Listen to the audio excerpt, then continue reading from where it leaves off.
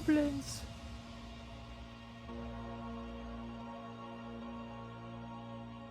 hobbits, humans, elves.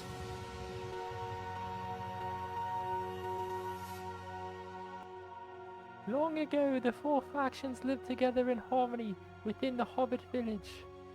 Then, everything changed once someone rebelled. Even the supposed prodigy of the village wasn't able to protect the delicate balance between the factions. Now when the world needed him most, he is nowhere to be seen, revoking his support from the rest of Rothmere. The next prodigy is an elf who may not be ready for the responsibility of saving the world.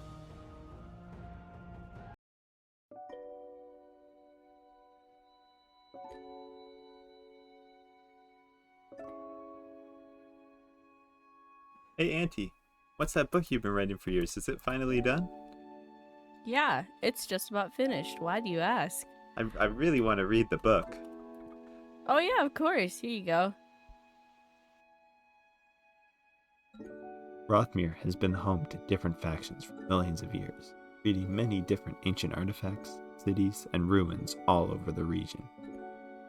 However, this region has been plagued with ongoing strange occurrences, coupled with multiple different factions, each forcing their own vastly different ideologies on the others, causing brutal conflicts with their futile attempts to try and find an equilibrium. Each of these factions have many different things that make them unique. Their individualized architecture, the inhabitants, the history of their origin, and the unique and high-value ancient artifacts that they hold. The ancient hobbits lived in a deep, dark underground city, where they established themselves so they never had to surface for decades at a time. In the year 560, they had a goal for resurfacing, as they wanted to find allies to explore the strange portal that exists in the middle of their village. That's when they stumbled upon the royal family of elves who settled on the island above their home. Without any thought or hesitation, the hobbits proposed the idea to the elves. They didn't know at the time, however, it is going to be the biggest and most life-changing decision that the hobbits have ever made. Years went by while the hobbits and elves tried to get the portal to open without any avail. These continued struggles helped to develop a deeper relationship between the hobbits and elves. This relationship was leading to the deep dark city slowly being abandoned in favor of the castle and village on the surface. This new relationship between the villages led to the biggest united faction in the region of Rothmere. As the elves already had many connections to the other surface villages, they quickly took power over the hobbits, eventually declaring themselves as the most powerful elf family in the world. Centuries later, the Hobbit village was prospering with over 1,000 members throughout the castle, Hobbit villages, and nearby outposts. The newly appointed king and queen had the joy of their lives in the form of a child on the way, and everything seemed to be going well. Throughout the village, however, there was a strange, ominous feeling that all the inhabitants became aware of.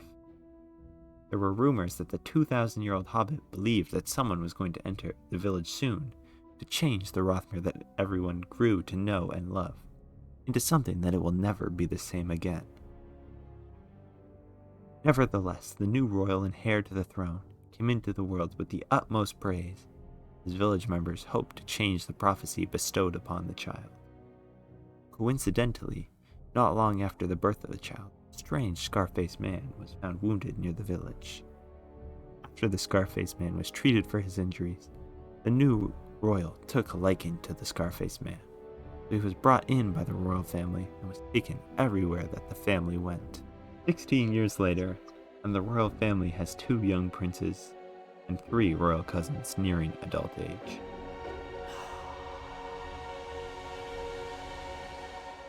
Amongst the training, the scar-faced man mentions how before entering the village, he found a strange-looking underground city with an ominous-looking portal, not too dissimilar from the one beneath where they were.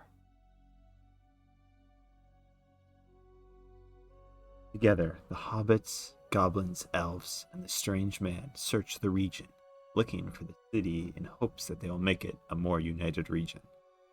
After searching for 2 whole years, they finally stumble across what they believe was the city, which was abandoned but had a strange portal similar to the ancient Deep Dark City. This time, with the help of the man, they were able to activate the new portal. Once jumping through it, they find themselves in the lair of the Demigod Lemora. I'm hanging on to the other side. I won't give up to the end of me.